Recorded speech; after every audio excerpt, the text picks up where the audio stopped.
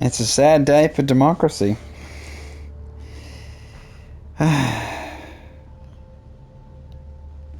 The latest news in Helldivers 2 is, well, the main thing is that people in countries where they don't have access to the PlayStation Network are being, well, going to be excluded from the game, basically. That's the tall and short of it. And that's pretty much unfair. So at launch, they were meant to have this PlayStation Network integration with Steam. So you'd have to have a PlayStation Network account, but that didn't happen. And if you have any sort of mind about what actually matters with gaming at times, the more players, the better, always. And the less roadblocks, the better. So you don't want them signing into different things. You don't want to do different launches. You don't want to do only on this or only on that. You want to keep it as open as you can. Now, they excluded Xbox, so Xbox didn't. So they just been excluded from the start, and that was, unfortunate. But a big part of that is Sony's, playing their part in the development of the game with Arrowhead, and footing the bill for what was a massive upgrade over the original game design of the first game. So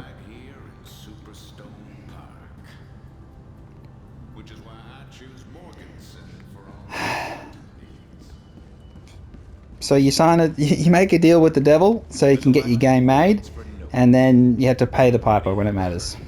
And this is the moment. This is the moment where they go, it may not be. Again, everything is sort of up in the air. I've seen lots of conflicting comments by Arrowhead community managers, and some saying that they wanted it because it was easier to enforce bans on the PlayStation Network once everyone signed up to that. And then you can have, across the Steam account, PlayStation Network account, banning someone from Helldivers if they're behaving inappropriately in-game and they get reported enough times and all that sort of stuff. And there has been issues with the banning, and that's been something they've been talking about in a lot of the patch notes, trying to sort out the friend request and the inability to remove someone from your friend list and all sorts of stuff like that. That is a real issue. But live service games are tricky creatures. And keeping them alive is everything. So again, part of why there was this sort of leveraging of fixing bugs with adding new war bonds, always about making sure there's new content, making sure there's new enemies, while at the same time still trying to fix the bugs that you have, but being realistic with the time you have and going, well, we can't fix everything. We can't stop updating the game though, because we need to keep the game alive. And then you throw in this part, forcing people to sign into PlayStation Network, create an account when they're on PC with PlayStation Network if they haven't already created one, and to just add another layer of, even if it's only, a minute 20, 120 seconds it takes to do it. It's just added layers of bureaucracy, which everyone knows. Just make it harder. They make it harder. To make it harder for themselves. So you're getting review bombed on Steam. There is a bit of review bombing on the PlayStation side as well, because again, people who have access now will lose access in some countries. But having said that, there's one part of it though. I do think it's worth mentioning that for those that are lucky enough to live in a country with access to the PlayStation Network,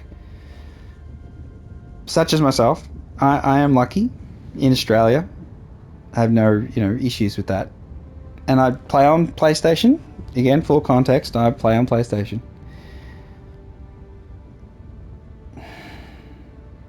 Just lucky, I suppose. And I do think the PlayStation Network being accessible in more countries is an obvious thing that needs to be solved. But having said that, that's a wider issue. So is it all on Arrowhead to fix this problem? No. It's going to be on Sony, and it's going to be... This was always the plan, but they have gone back on their wording, and here and there there's a bit of skullduggery when it comes to whether or not it was required or whether or not it's not required on their store page. And that's if you're on the store page, you sign in already, so you already signed in and proved you had a network account. But if you wanted to actually purchase anything, but it is bullshit, because live service games are so hard to get going. There's so many failed ones. It is so hard to capture an audience that you don't want to jeopardize that. And even if it's those that are not happy and don't want to do the PlayStation Network, and even though they do have access, so it's like they're not being shut out, but they're just being inconvenienced. Even if it's only those group of people, that's still players you want to keep, because they bought the game, they're accessing the game. They'll maybe buy a war bond with the super credits. They may buy super credits. You know, it's potential customer disappearing. And in this case, the benefits obviously on the Sony side is just getting the numbers. So they want to get the people signed into the PlayStation Network, and they want to have that number so they can say we have this many players, and make the shareholders go, oh, they got this many players, when the shareholders, you know, who cares? They're just, who cares about them? We're the stakeholders here. No, hardly a stakeholder when you buy a game these days. But it is still grounds for, if you're in a country where you lose access to the game because of this change, you should get a refund. I mean, that's a given. Because it's an online-only game. There's no offline single-player. It's sad. It's so sad. Then the dev stuff is so annoying, because some of them, you know, Spit's saying stuff, and I mean, there are Misty saying, everyone's saying stuff. Yeah, and they can be a little bit tone deaf at times, because they deal with a lot of complaints, and the Discord blows up all the time, and there's always a lot of complaints. So it doesn't help that just before this we had the big changes to guns, minor buffs, and then some nerfs and things, and yeah, so the atmosphere wasn't great, and then this happened. So it was like as soon as, you know, I saw the announcements, I was like, oh shit, here we go. But for lots of people, refunding the game, putting a negative review on Steam, it's a big thing.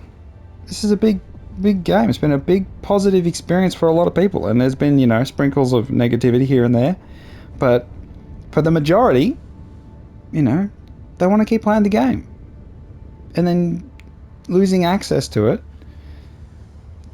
because you live in a country where it's not supported is bullshit. It's bullshit. And just seems dumb, because it's like you're going to lose future sales. You're going to lose future customers. You lose current customers. You're going to lose some money from it. It's like you're going to lose money. So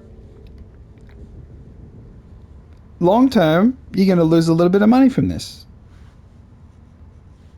And that just seems like what the whole thing was about, was making money. The whole thing is about selling super credits, selling the game, and making money. And then you make this sort of decision where anyone with half a brain, if they were involved at Sony, would interrupt this and go, let's just give it another month. There's a new war bond coming out. Maybe we could do it a couple of days after the war bond comes out. People are excited for the game, they come in, they're trying to do the weapons, and then they get this little minor inconvenience having to sign in, but they're desperate to get in the war bond. Then you could interrupt it. But even then, the people who are still cut out in other countries, it's still bullshit. So just delay it inevitably, basically, and just say, well, if it's not broken, don't try and fix it. And this is a case where someone thought it was broken, and they're willing to sacrifice money to fix it. It could just delay this. Could just be delayed. I know that updates generally are pre-planned and they have to come out at certain scheduled times and things like that. That some games they update months in advance, like as in they set up the next month's update already a couple months before and then release it, and then they have this sort of slow progression of updates, and it's just to balance, dev workload and all that sort of stuff. That's fine.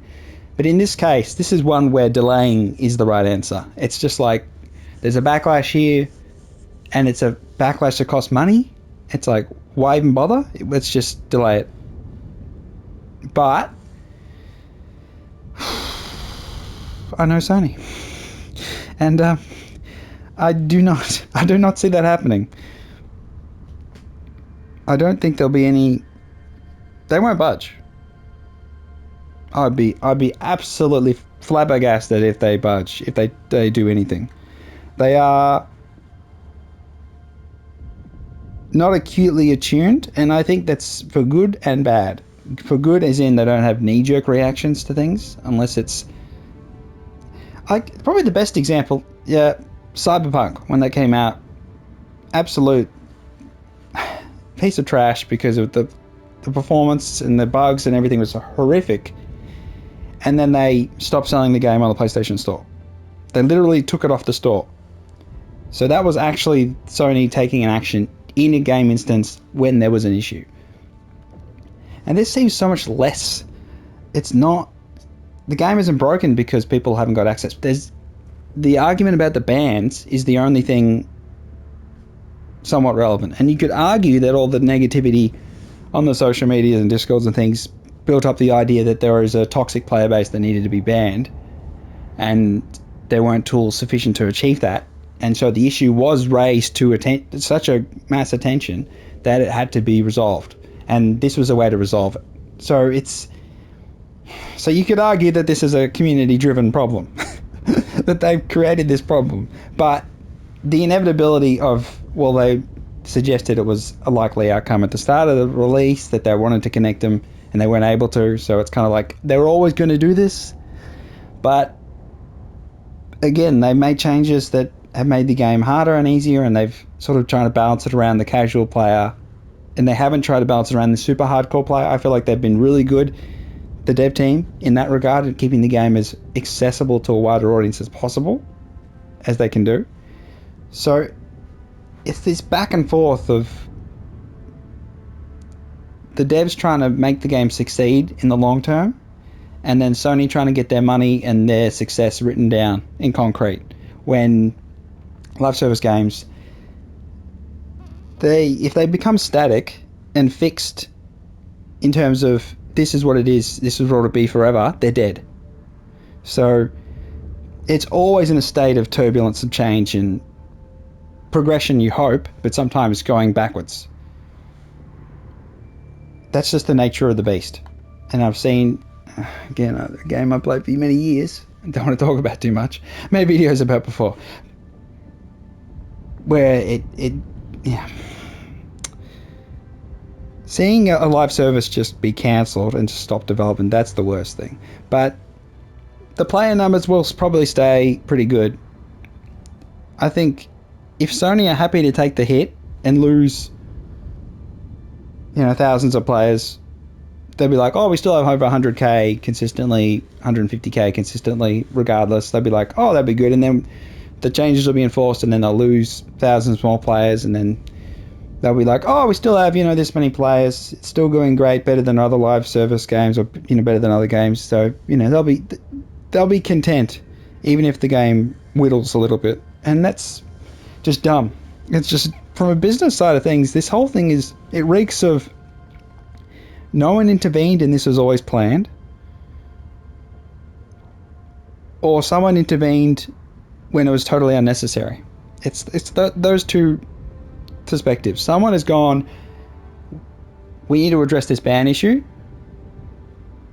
or we need to, I want to get these numbers, I want to get these PlayStation Network numbers up so that we have, more users, so it looks like we're doing better, so we can put it on our spreadsheet, so we can put it in our financial reports and be like, oh, we've got this many increase in number of users. We can actually make a live service game sponsored by us that can succeed. We can make more of them.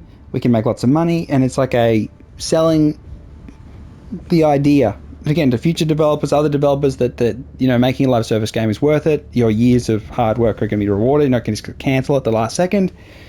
We're actually able to succeed with a live service game. But success with a live service game is only temporary. That's why it's a live service. It's only as good until it's bad.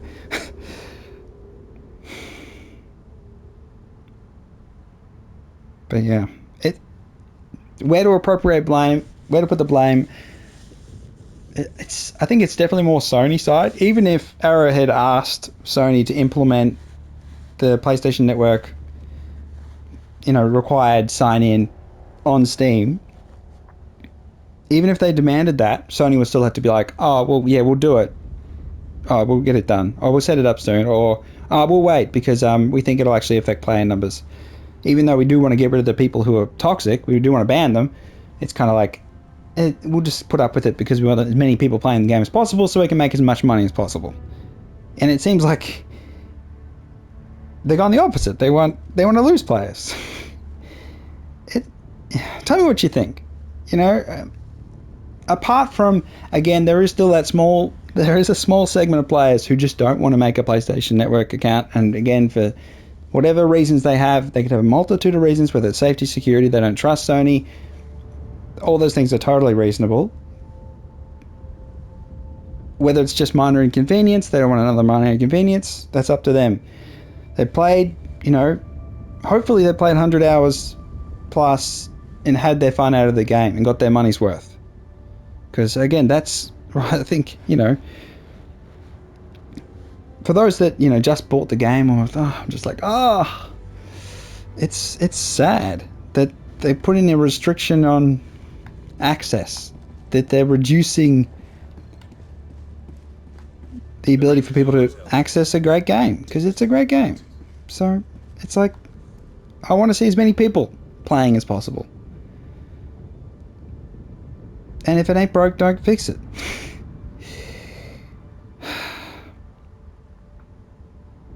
It's really sad. And seeing people say mean things and all that sort of stuff, obviously shouldn't hound people with negativity and curse words and just bullshit, because insulting people never convinces anyone. It's never done that, ever. Calling people horrible names never makes them change their mind. It just makes them more sheltered. So be courteous as always. If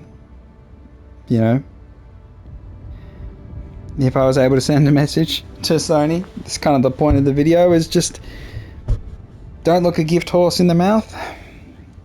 If it's not broke, don't fix it. This is a case where just delay the integration. Just delay it. Say you delay it a month, people will be like, oh, they're still going to do it, then delay it again. Just, like a live service. Treat it like a thing. You just every month be like, oh, we might implement it, and then don't implement it. And just be, oh, we'll maybe do it next month. You keep the attention on yourself. Maybe you get some positive attention every time you delay it. Or you just be like, oh, we won't do that. We won't force it, because, again, it just pushes players away and gets you all this review bombing shit. It's like, and loses money. It loses money. It's a dumb decision.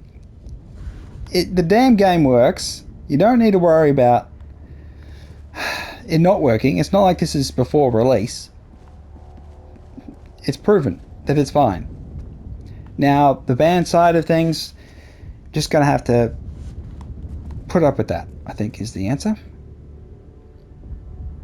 If they really need to link them to sort out the banning issues, that'll be really sad. But yeah, if you're just one of those people who don't want to have a PlayStation Network thing, that's fine. That's your decision. No one can force you to do anything. There's many different sign-in things. You got to sign into Steam to use Steam, of course. You automatically sign in on a lot of things. Then when you have a second one, you got to sign into, you know, you got a Call of Duty and you got to sign into your COD account thing, and then it's all that stuff.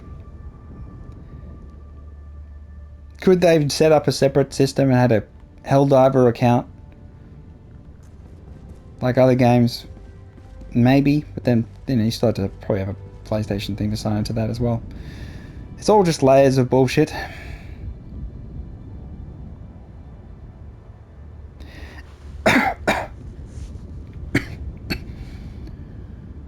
The damn war bonds, man. They just want to... We got a new one coming out too. All the hype. They may be... like last time, we had a lot of issues about buffs and nerfs, and then they released the Democratic Detonation and managed to distract people with that. So I think from a, you know, Arrowhead side of things, they can just release a new war bond, do some new enemies, and continue to add stuff to the game. They can't, again... they can't force Sony to do anything, so they just have to wear it. They have to wear all the negativity, even if it may not be their fault, even if it may be their fault, they're just going to cop it. Because again, Sony always finds a way to detach itself, unless it's a really, really, really, really big issue, like Cyberpunk was. So this is just if the level of refunds gets to a certain point, then it can hit a Cyberpunk level of Sony actually intervening and recognizing it as an actual issue. That's the only way things will change, is if it gets to that point. Otherwise, you're relying on someone at Sony to make a smart call, and relying on someone at Sony to make a smart call is being very, very, very hopeful. Yeah, again, it's just that's just the way it is, which is bullshit. It is bullshit, and it's not democratic. Helldiver, it's planned, not democratic.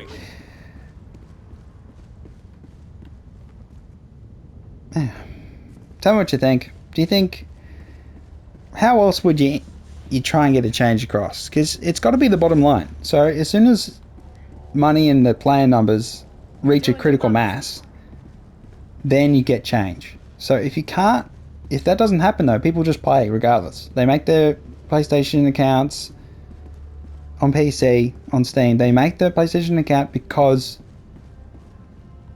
they just want to play the game. And Sony feel like they gain a big number of them. They go, oh, we got a whole bunch of them. We got, another 30, 40,000, 50, 60,000 PlayStation Network account creation. That's a big sign. We're doing really well. They pat themselves on the back.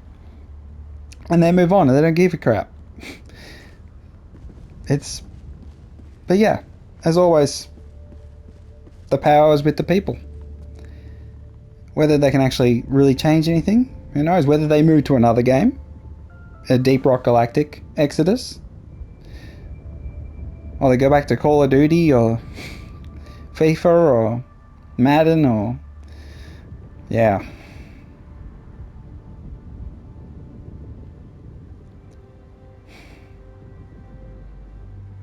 We'll see.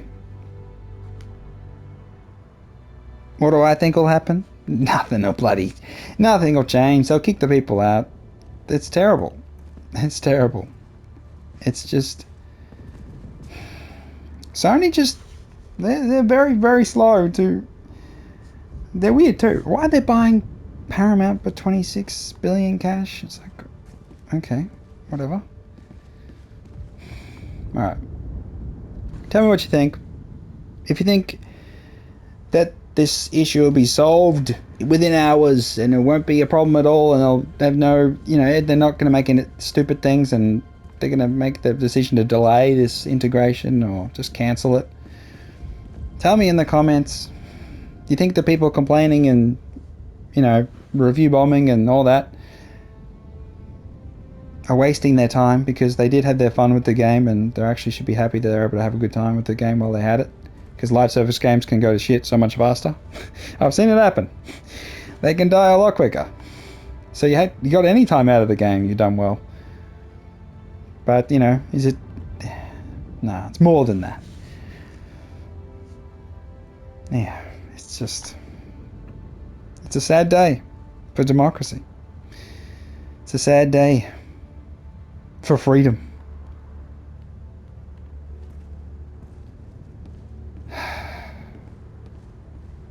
This really makes it seem like the Xbox integration is just never going to happen, though. It really does send a signal that are people on Xbox going to have to sign into their PlayStation accounts to play Helldivers? Oh no, I know it's not funny, but oh gosh. Alright. Yeah, sad day. It's been Frostified 10, blabbering on about the latest issues with Helldivers 2.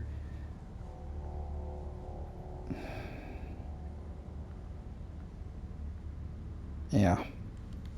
See ya.